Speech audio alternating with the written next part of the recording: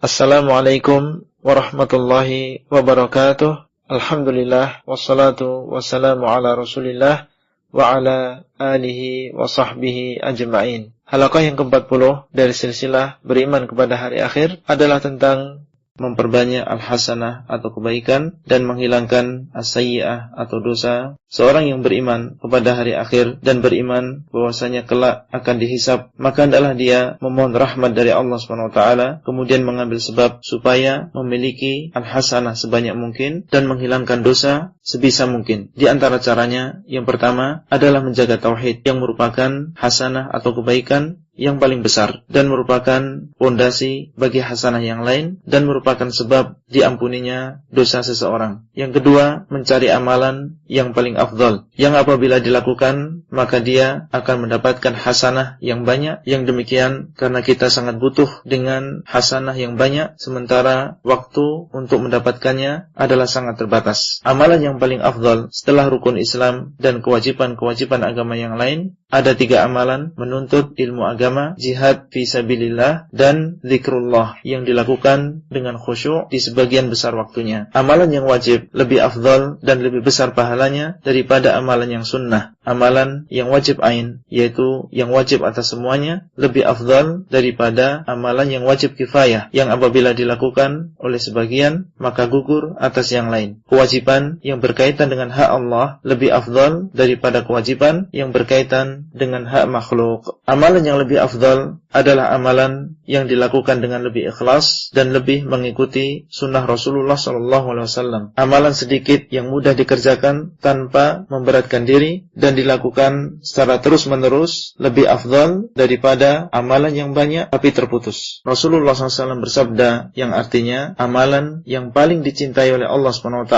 adalah yang paling dilakukan terus-menerus meskipun sedikit. Hadis riwayat Bukhari dan Muslim. Terkadang sebuah amalan afdal bagi sebagian, namun belum tentu afdal bagi yang lain. Amalan yang manfaatnya sampai kepada orang lain lebih afdal daripada amalan yang manfaatnya hanya untuk dirinya sendiri. Contohnya seperti sedekah dan dakwah fisabilillah. Rasulullah SAW bersabda yang artinya, barang siapa yang mengajak kepada petunjuk, maka dia mendapatkan pahala orang yang mengikutinya, tidak dikurangi dari pahala mereka sedikit pun. Hadis sahih riwayat Muslim. Amalan yang dikerjakan di waktu yang mulia lebih afdal, seperti amalan yang dikerjakan di bulan Ramadan dan amalan yang dikerjakan pada 10 hari yang pertama di bulan Dzulhijjah. Sebagian amalan lebih afdal dikerjakan di tempat mulia tertentu, seperti salat di Masjidil Haram, Masjid Nabawi, dan Masjidil Aqsa. Di antara cara memperbanyak al-hasanah dan menghilangkan as-sayyi'ah atau dosa, yang ketiga adalah memanfaatkan kenikmatan Allah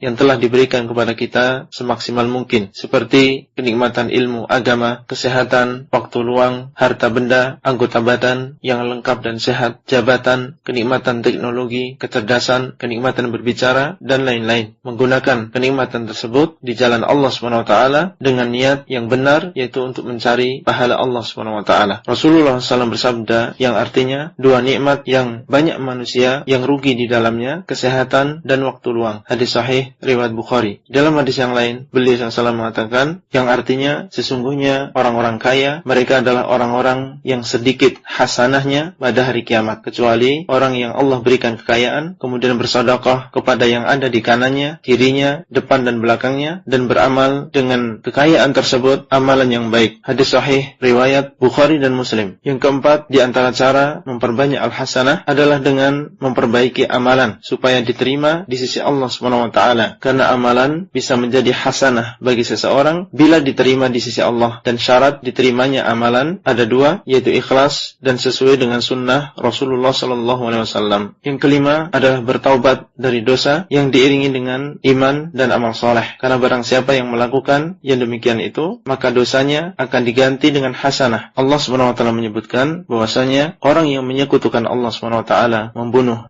jiwa tanpa hak, berzina, maka mereka akan mendapatkan azab yang pedih di hari kiamat, kecuali apabila dia bertobat, beriman, dan mengerjakan amal soleh. Maka Allah SWT akan mengganti dosa-dosa mereka menjadi sebuah kebaikan. Al-Furqan 68-70. Yang keenam, memperbanyak istighfar. Setiap melakukan dosa atau kurang bersyukur atas nikmat, atau kurang dalam melakukan kewajiban, atau lalai dari mengingat Allah SWT. Rasulullah SAW bersabda, "Tuba liman wajada fi sahifatihi istighfaran katsira." Tuba bagi orang yang menemukan di dalam kitabnya istighfar yang banyak. Hadis sahih riwayat Ibnu Majah. Tuba ada yang mengatakan maknanya adalah surga, dan ada yang mengatakan maknanya adalah nama pohon di surga. Yang ketujuh, tidak melakukan amalan yang mengurangi pahalanya. Rasulullah SAW bersabda yang artinya, "Aku mengetahui ada sebagian umatku yang akan datang pada hari kiamat dengan membawa hasanah sebesar gunung-gunung Tihamah." Maka Allah SWT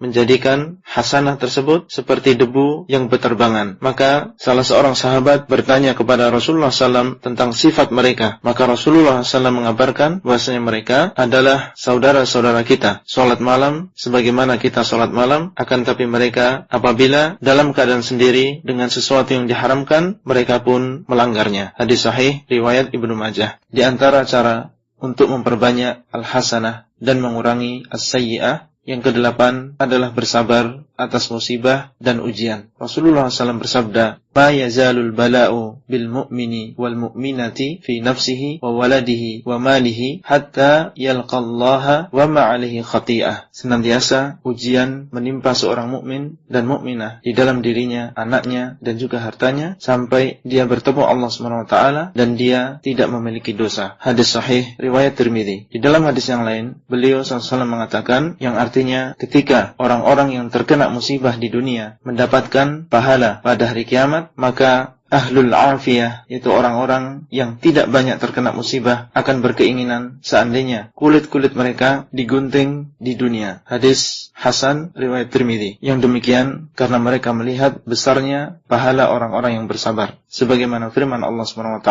"Innama yuwaffas sabiruna ajrahum bighairi hisab." Sesungguhnya akan disempurnakan pahala orang-orang yang bersabar tanpa batas. Az-Zumar ayat 10. Yang kesembilan adalah beramal soleh secara umum berdasarkan dalil-dalil yang sahih, seperti membaca Al-Quran, berpuasa, dan lain-lain. Rasulullah SAW bersabda, yang artinya barang siapa yang membaca satu huruf dari kitabullah, yaitu Al-Quran, maka setiap huruf dia akan mendapatkan satu hasanah, dan satu hasanah akan dilipat gandakan menjadi 10 hasanah. Hadis sahih riwayat Tirmidzi. Di dalam sebuah hadis disebutkan bahwasanya setiap amalan anak Adam, satu hasanah akan dilipat gandakan menjadi 10 hasanah sampai 700, kecuali puasa, karena sesungguhnya puasa adalah untuk Allah SWT dan dialah yang akan membalasnya. Hadis sahih riwayat Bukhari dan Muslim. Mintalah senantiasa kepada Allah pertolongan di dalam beramal, beramallah sebaik mungkin dan mohonlah kepada Allah supaya diterima, dan ketahuilah bahwasanya amal kita hanyalah sebab dan bukan pengganti kenikmatan surga dan keselamatan dari neraka. Seandainya seseorang beramal semaksimal mungkin, sebaik-baiknya selama hidupnya, niscaya tidak cukup untuk membalas kenikmatan Allah di dunia. Maka bagaimana dengan kenikmatan akhirat? Rahmat atau kasih sayang dan anugerah Allah lah yang lebih kita harapkan. Rasulullah SAW bersabda, yang artinya amalan seseorang tidaklah memasukkan dia ke dalam surga. Para sahabat berkata, tidak juga engkau ya Rasulullah? Beliau SAW menjawab, tidak juga saya, kecuali Allah SWT